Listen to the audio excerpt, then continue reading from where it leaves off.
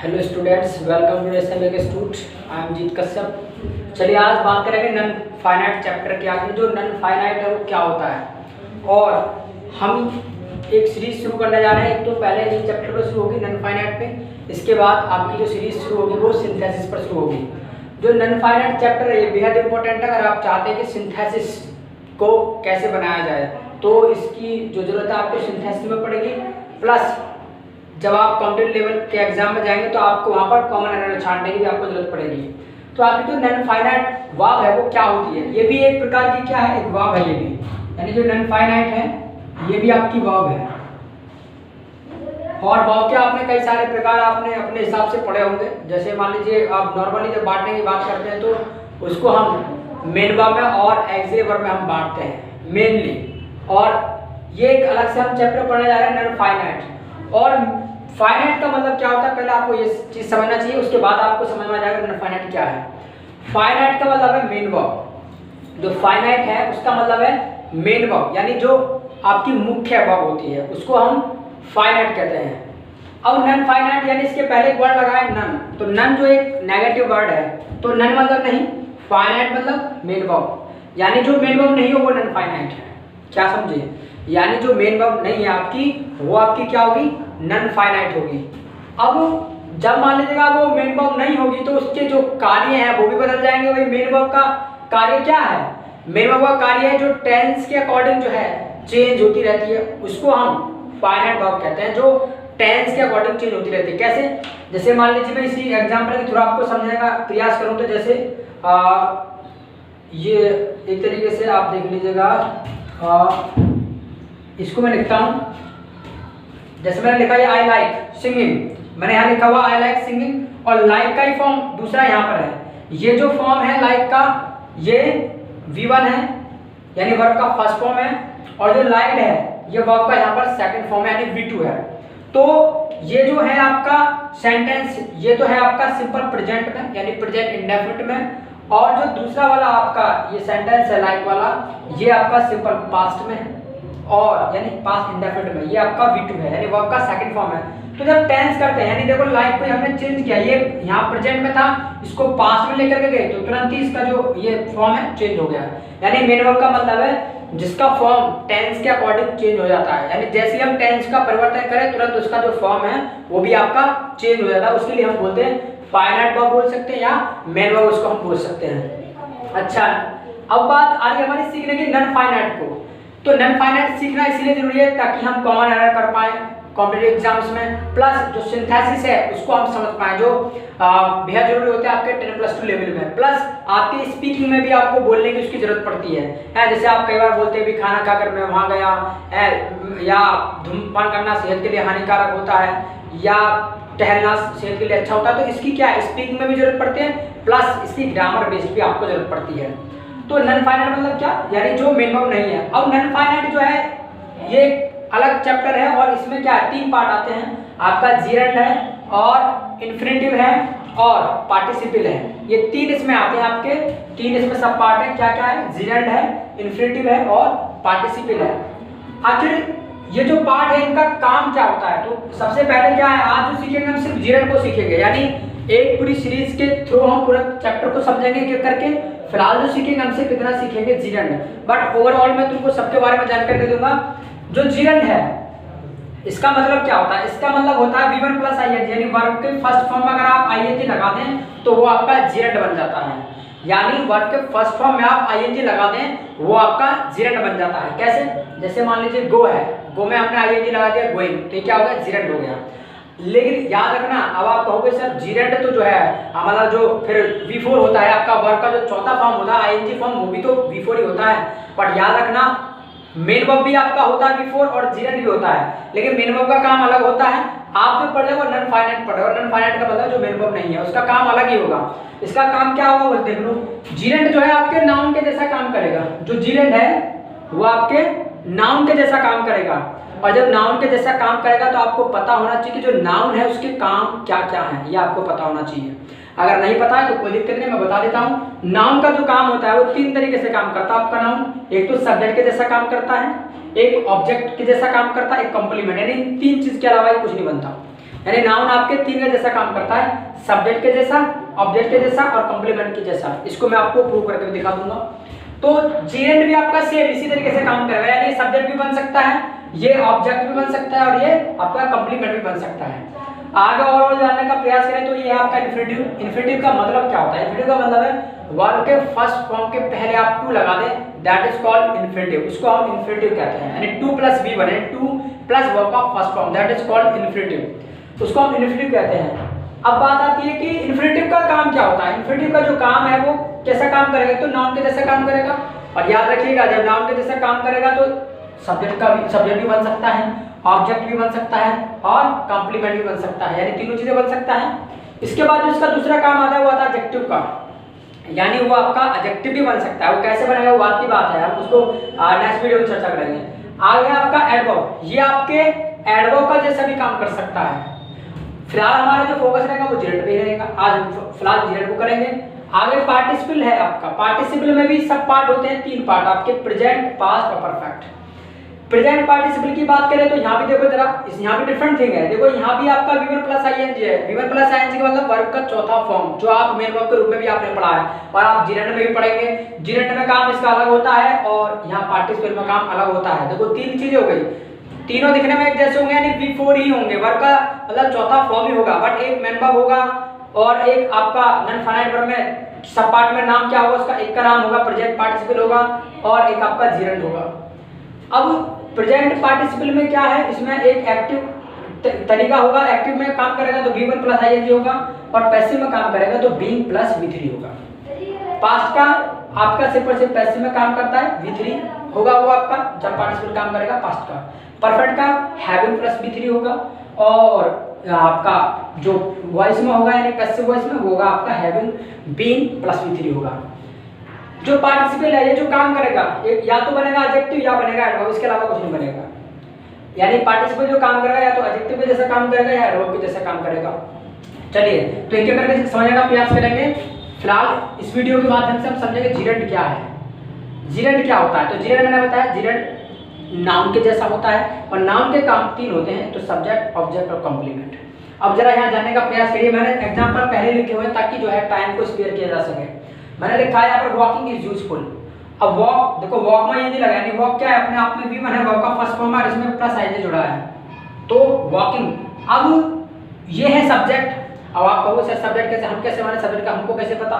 तो याद रखना, जो भी आपका वर्ब लेगा, जो भी एक ऐसा वर्ड जो वर्ब लेगा वो सब्जेक्ट ही होगा, यानी सब्जेक्ट ही आपका वर्ब ले सकता है, कुछ ले नहीं सकता, सब्जेक्ट ही आपका वर्ब लेगा। तो ये क्या आपका सब्जेक्ट है, क्योंकि सेंटेंस में 3 ही चीजें होती है, सब्जेक्ट, वर्ब और अदर वर्ड, 3 ही चीजें होती है, इसके अलावा कुछ नहीं होता। सब्जेक्ट, वर्ब और अदर वर्ड। अदर वर्ड में भी क्या होता है? अदर वर्ड में भी 2 चीजें हो सकती हैं, एक ऑब्जेक्ट हो सकता है, एक कॉम्प्लीमेंट हो सकता है। यानी एक तो इसमें अदर वर्ड में क्या क्या हो सकता है, एक तो हो सकता है आपका ऑब्जेक्ट और एक हो सकता है आपका कॉम्प्लीमेंट। अब आप कहोगे सर आखिर ऑब्जेक्ट और कॉम्प्लीमेंट में अंतर क्या होता है, और इसको जानना भी चाहिए। क्यों? क्योंकि मैं यहाँ पर कह रहा हूँ कि जो जेरेंड है आपका, ये आपका ऑब्जेक्ट के जैसा भी काम करेगा और कॉम्प्लीमेंट के जैसा भी काम करेगा। तो इसको जान लीजिए आखिर ऑब्जेक्ट और कॉम्प्लीमेंट में अंतर क्या होता है। अब यहाँ मैंने कुछ एग्जांपल लिखे हुए हैं आपको समझाने के लिए अलग से। यानी ये आपका सब्जेक्ट है, ये वर्ब है और ये अदर वर्ड है, 3 ही चीजें होती है सेंटेंस में, चौथा कुछ होता ही नहीं। याद रखना, जब सब्जेक्ट का प्रभाव अदर वर्ड पे पड़े, क्या कहा मैंने, सब्जेक्ट का प्रभाव जब अदर वर्ड पे पड़े दैट इज कॉल्ड ऑब्जेक्ट, उसको हम ऑब्जेक्ट कहते हैं। यानी ये जो टी है यहाँ पर ये ऑब्जेक्ट है और इसका क्या लॉजिक है? लॉजिक ये है कि जब सब्जेक्ट का प्रभाव अदर वर्ड पे पड़े उसको हम ऑब्जेक्ट कहते हैं। यानी आई टुक टी, मैंने चाय पी, बोलो जब मैं चाय पीऊंगा तो चाय पे प्रभाव पड़ेगा नहीं पड़ेगा? पड़ेगा बिल्कुल, यानी चाय फिनिश हो जाएगी आपकी, तो इसीलिए दैट इज कॉल्ड ऑब्जेक्ट, इसको हम ऑब्जेक्ट कहते हैं। और एक बात और यहाँ अंदर की बात यह है कि याद रखना, जिस सेंटेंस में ऑब्जेक्ट होता है उसी का आप वॉइस बनाना है, यानी वॉइस बोले तो पैसिव वॉइस, इसी का ही आप पैसिव वॉइस बना सकते हैं, इसी का ही आप पैसिव वॉइस बना सकते हैं, नहीं तो सेंटेंस का पैसिव वॉइस नहीं बनेगा अगर उसमें ऑब्जेक्ट नहीं दिया है, तो ये याद रखना। यानी जिसमें ऑब्जेक्ट होगा उसी का आप वॉइस बना सकते हैं, इसको आप वॉइस में बना सकते हैं कि भाई टी वाज टेकन बाय मी, बन जाएगा, इट्स इजी टू मेक। अच्छा, आगे आपका दूसरा sentence, he went to Delhi.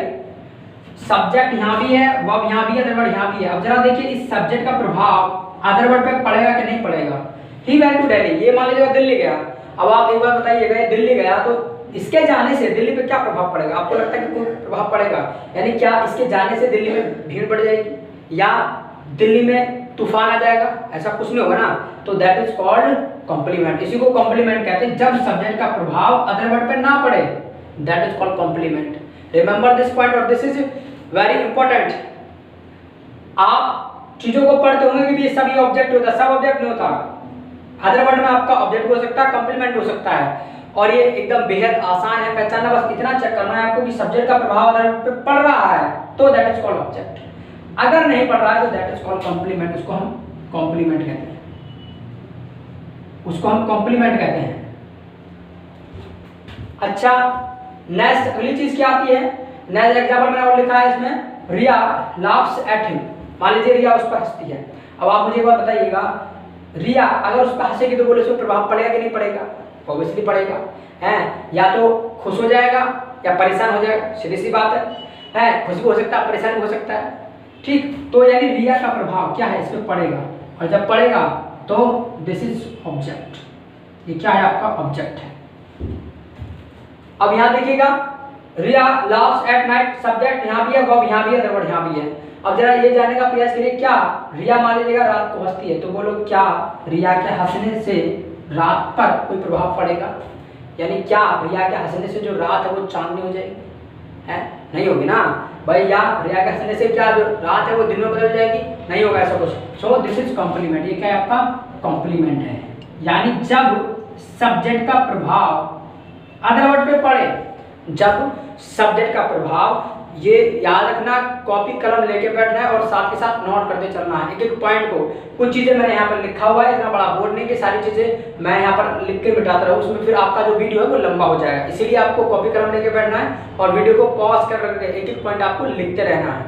यानी जब सब्जेक्ट का प्रभाव अदर पर पड़े, दैट इज कॉल्ड ऑब्जेक्ट। जब सब्जेक्ट का प्रभाव अदर पर ना पड़े, दैट इज कॉल्ड कॉम्प्लीमेंट। तो इतनी बात समझ में आया होगा। नहीं समझ में आया तो वीडियो को क्या करना है, बैक करके फिर से देख लीजिए। अच्छा, तो मैंने कहा 3 तरीके से काम करेगा आपका जीरंड जो है, वो नाउन के जैसा काम करता है। नाउन का 3 काम होते हैं, सब्जेक्ट, ऑब्जेक्ट और कॉम्प्लीमेंट। अब यहाँ देखिएगा, ये सब्जेक्ट बन रहा है कि नहीं बन रहा है, क्योंकि अपने साथ वर्ब ले रहा है, तो वॉकिंग इज यूजफुल। तो यहाँ पर ये क्या काम कर रहा है? सब्जेक्ट के जैसा काम कर रहा है। अब ऑब्जेक्ट के देखो, आई लाइक सिंगिंग, भाई मुझे गाना पसंद है, आई लाइक सिंगिंग, तो मुझे गाना पसंद है, तो इसका मतलब क्या हुआ? ये यहाँ पर जो सिंगिंग है ये क्या है? आपका V4 ही है तो V1 प्लस है, लेकिन यहाँ पर पता है काम कैसे कर रहा है? ऑब्जेक्ट के जैसा काम कर रहा है। यानी ये क्या है यहाँ पर? ऑब्जेक्ट। और एक चीज का ध्यान रखना, ये आपका मेन वर्ब नहीं है। यहाँ पर मैं फिर से कह रहा हूँ, नॉन फाइनाइट का मतलब है जो मेन वर्ब ना हो। अगर ये मेन वर्ब होगा तो याद रखना, जब इसका आप टेंस चेंज करोगे ना तो ये भी चेंज होगा, ये भी चेंज हो जाएगा, फॉर्म भी चेंज हो जाएगा। जैसे मान लीजिए आपने बोला आई एम प्लेइंग क्रिकेट, आपने ये एक सेंटेंस बोला आई एम प्लेइंग क्रिकेट, यहाँ पर V4 आ रहा है, आई एम प्लेइंग क्रिकेट। आप, मैं चाहता हूँ इसको आप जो है पास्ट में बदल दीजिए। यानी मान लीजिए मैंने क्रिकेट खेला था, या आप ये कह दीजिए मैं क्रिकेट खेलता हूँ, तो क्या करोगे आप? आई एम प्लेइंग क्रिकेट का क्या कर दोगे? आई प्ले क्रिकेट, मैं क्रिकेट खेलता हूँ, तो प्ले जो है V1 फॉर्म में आ जाएगा, यानी V4 से वो V1 फॉर्म में आ जाएगा।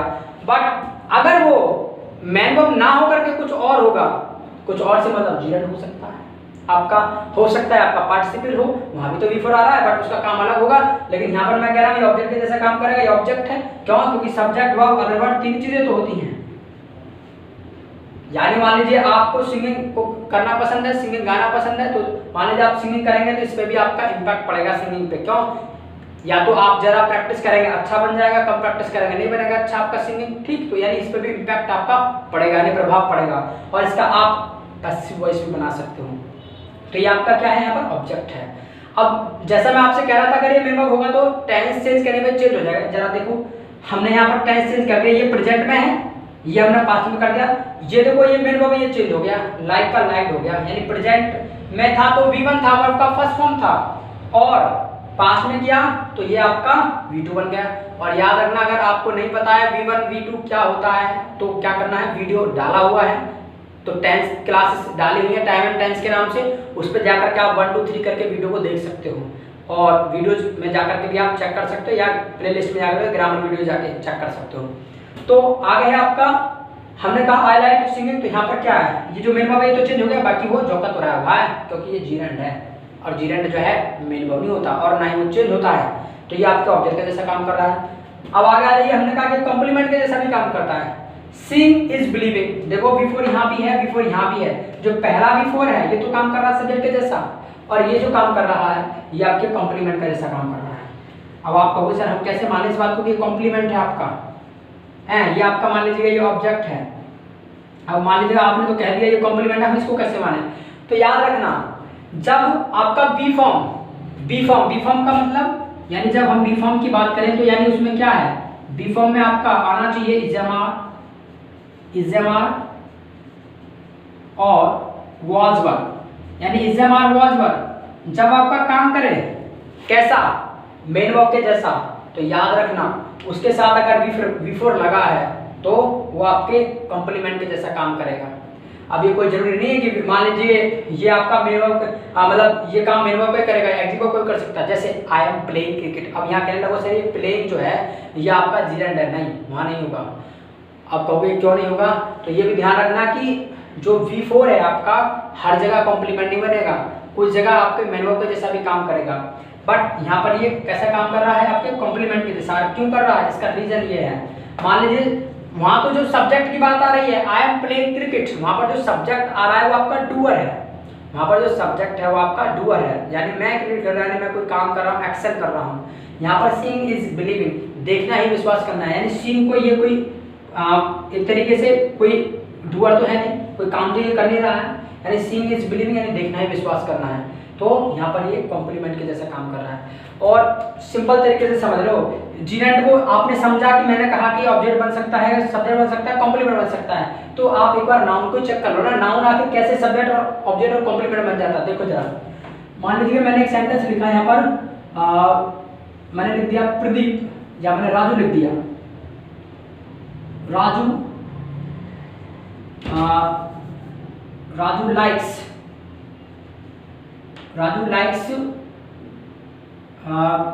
प्रदीप, मैंने लिखा राजू लाइक्स प्रदीप, मैंने लिखा।